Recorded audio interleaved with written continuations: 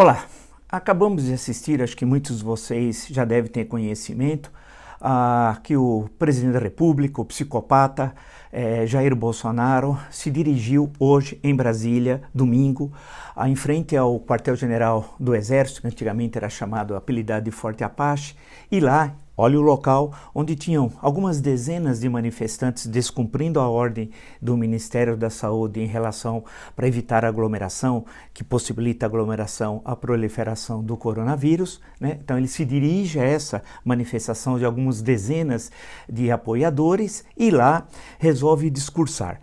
Tosse várias vezes, ele deve estar contaminado, ele tosse várias vezes, acompanham aí, em meio à tosse, ele faz um discurso pregando o golpe de Estado. Pregando o golpe de Estado. Ele diz que não negocia nada.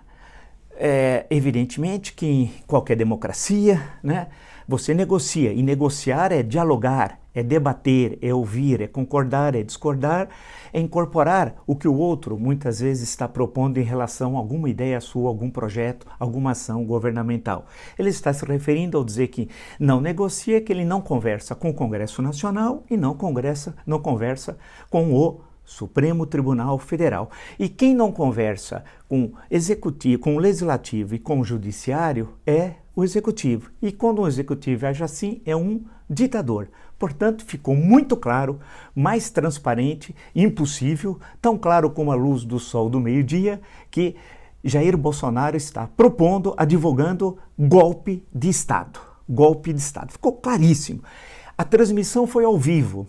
Tudo aquilo foi planejado, assim como ontem, sábado, hoje também foi planejado, né? Levou os seus assessores, muitos pagos com o seu, com o meu, com o nosso dinheiro para filmar tudo aquilo e colocar quase que ao vivo nas redes sociais. Conjuntamente a isso, em várias cidades do Brasil estão ocorrendo as carreatas da morte. Carreatas da morte, que propõe a reabertura do comércio, em suma que vai levar uma expansão, como dizem todas as normas internacionais, uma enorme expansão do coronavírus, né? Isso quando sabemos que hoje no mundo de cada 10 habitantes, 6 estão em quarentena, no mundo inteiro. Lembrar, por exemplo, o caso da Índia, 1 bilhão e 300 milhões de indianos, né? Que não pode sair às ruas, por quê? Porque é o único meio de impedir a circulação do vírus, que poderá levar, no caso brasileiro, por exemplo, né, a uma debacle rápida em questão de dias do nosso sistema de saúde com milhares de mortes. Mas nada disso assusta ou traz preocupação ao criminoso que está na presidência da República. E por que é criminoso? Porque ele viola a nossa Constituição, o Código Penal, a Lei 1079, de 1950. E esse criminoso que ocupa a presidência da República, conjuntamente com os filhos, que também são criminosos, a postagem Carlos Bolsonaro hoje atacando o presidente da Câmara dos Deputados e postou, eu tenho aqui, vocês podem olhar no Twitter dele, não sei se vocês estão ouvindo, há um grupo de 20 pessoas com camiseta dele atirando, isso aqui é som de tiro. Não vamos... Esse é o filho postando no Twitter. Então soma, o filho atacando o Rodrigo Maia e pondo uma postagem dessa. As carreatas da morte.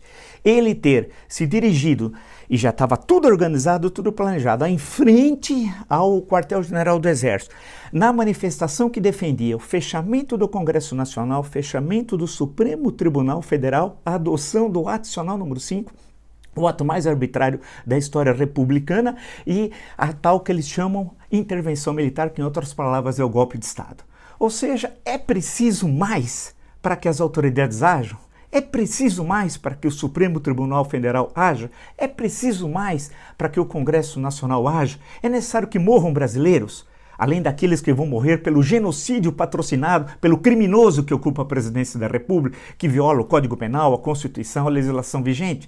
Quando será que as autoridades vão agir? Porque ele está rasgando a nossa Constituição. E aí eu fui justamente olhar aqui um discurso do Dr. Ulisses no dia da promulgação da Constituição, a 5 de outubro de 1988. E o Dr. Ulisses disse o seguinte: a Constituição certamente não é perfeita, ela própria o confessa ao admitir a reforma. Quanto a ela discordar, sim. Divergir, sim. Descumprir, jamais. Afrontá-la, nunca. Traidor da Constituição é traidor da pátria, diz o Dr. Ulisses. Eu digo, Marco Antônio Villa, que Jair Bolsonaro é traidor da Constituição. E quem trai a Constituição, eu sigo o Dr. Ulisses, é traidor da pátria. É necessário a ação imediata dos poderes. Não falta, dentro do nosso arcabouço legal, constitucional, instrumentos para ter uma ação legal para retirá-lo imediatamente da presidência da República. Nós vivemos a crise sanitária mais grave da história do Brasil. Uma crise econômica que vai ser a recessão mais violenta da história. E ele cria o conflito político-institucional com os outros dois poderes, jogando na possibilidade, que é o sonho desse criminoso que ocupa a presidência da República, que ele quer uma guerra civil. Ele quer jogar brasileiros contra brasileiros e não se importa. Nem ontem, nem hoje, não deu uma fala sobre aqueles que perderam seus familiares, sobre a tragédia que nós já estamos assistindo em várias cidades que o sistema de saúde está em colapso, como Manaus, por exemplo.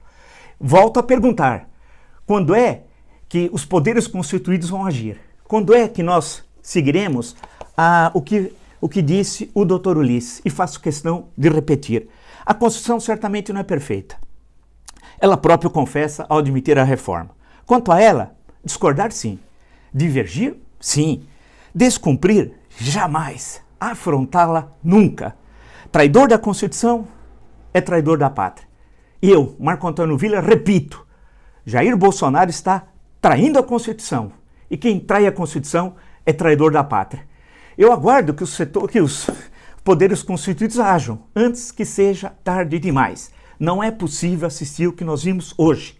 Não é possível assistir e passivamente aguardar o quê? Cadáveres e cadáveres e cadáveres empilhados, caminhões do exército passando com caixões, cadáveres abandonados nas ruas, como vimos ou em Bérgamo, na Itália, ou em Guayaquil, no Equador.